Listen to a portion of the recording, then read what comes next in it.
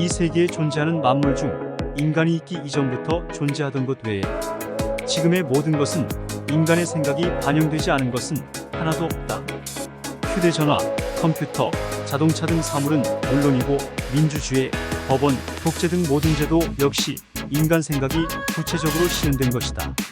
삶의 방향이 생각의 방향이고 가치의 충돌은 생각의 충돌이고 제도의 변화는 생각의 변화이다. 생각은 인간이 하며 생각은 지금의 인간 문명을 이루게 했다고 볼 수 있다. 그렇다면 생각은 어디에서부터 시작되는가? 생각은 인간이 현상에 대한 관찰로부터 시작된다. 인간은 자연현상이나 사회현상에 대해 관찰하다가 문득 무엇인가 불편함을 느꼈을 것이고 이는 호기심과 궁금증으로 이어졌을 것이다. 이것을 해결하기 위해 지속해서 고민하다가 창의적인 아이디어가 생겼을 것이고 아이디어를 구체화하기 위해 정보를 수집하고 새로운 혁신적인 창조물들이 탄생했을 것이다. 스티브 잡스가 아이폰을 출시한 것은 2007년이다. 1986년 경영분쟁으로 애플에서 나온 후 1997년 임시 CEO로 애플을 다시 이끌게 되었으니까 적어도 핸드폰은 10년 정도 이후에 출시된다. 잡스는 그 이전부터 생각하고 있었으며 호기심과 궁금증을 가지고 있었다고 볼 수 있다. 아이폰처럼 생각하고 이를 새로운 혁명이 이루어지기까지는 상당한 시간이 걸린다. 토머스 세뮤얼 푸는 그의 책 과학혁명의 구조에서 정상과학이 위기에 처하고 기존 패러다임으로 교체되고 새로운 정상과학이 탄생하는데 이러한 과학의 변화와 발전은 지식 축적되는 누적적인 과정이 아니라 혁명적인 과정을 통해 성취된다고 했다. 여러분도 아시겠지만 현재 과학의 발전 속도는 너무 빨라서 우리가 적응하기 어려운 실정이다. 그런데 과학혁명의 시기에 기름을 붓는 일이 일어났다. 그것은 인공지능의 기술 발전으로 인해 챗GPT가 2022년 11월에 출시되어 전 세계가 열광하고 있다는 점이다. 무엇 때문일까?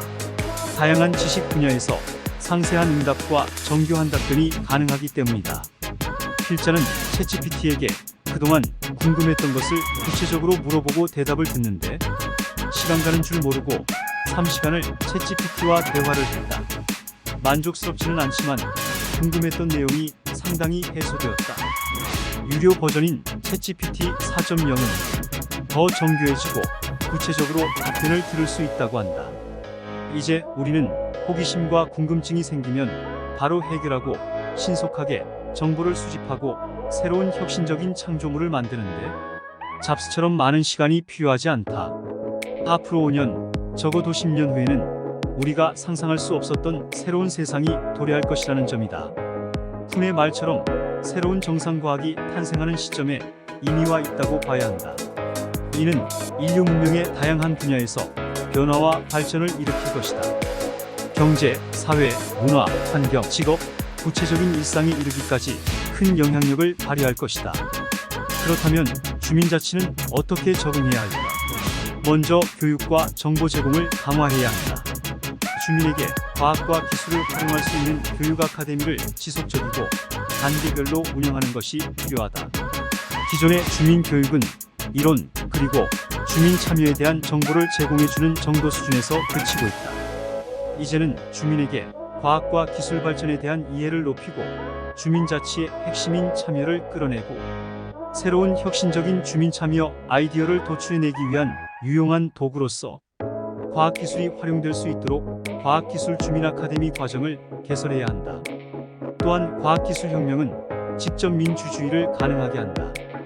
과학기술을 활용하여 직접 주민이 구정과 시정에 참여할 수 있도록 쌍방향 의사소통 창구를 만들고 주요한 정책 결정에 언제든지 참여할 수 있도록 길을 여는 것도 과학혁명 시대에 적응하는 주민자치의 방법이다. 과학발전과 변화는 거부할 수 없다. 어떻게 우리 삶에서 유용하게 사용할 것인가가 중요하다. 주민의 의한, 주민을 위한, 주민의 얼굴을 가진 과학기술 발전이 이루어질 수 있도록 주민자치 생각의 방향을 설정할 필요가 있다.